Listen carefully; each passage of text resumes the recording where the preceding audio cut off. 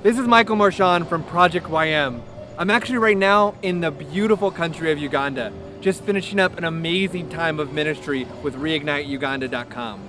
I want to talk to you a little bit about the gospel from Mark. See, Jesus' disciples start to be criticized because they fail to keep the laws of the people. And so what ends up happening is Jesus gets reprimanded by the Pharisees.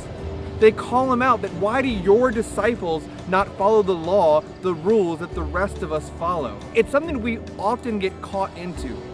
We get caught up and wrapped up in the laws and the rituals of our faith. As important as all that is, as important as the ritual of being Catholic is, what's far more important is following Jesus. Jesus was leading his disciples and they were simply following him. They weren't worried about the rules, they weren't worried about the laws, their focus was on him. For us, we need to find ways in our life to be more focused on Jesus.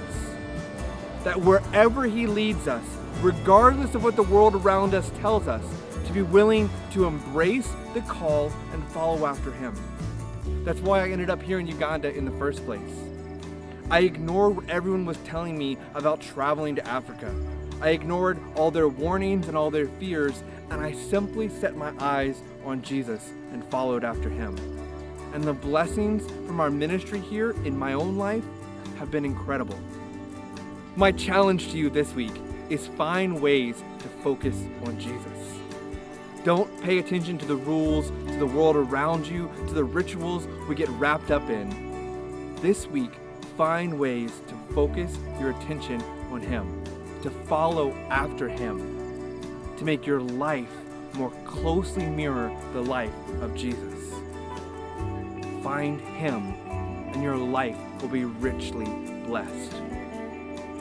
Please keep the young people, the young church of Uganda in your prayers, and know that they are praying for you.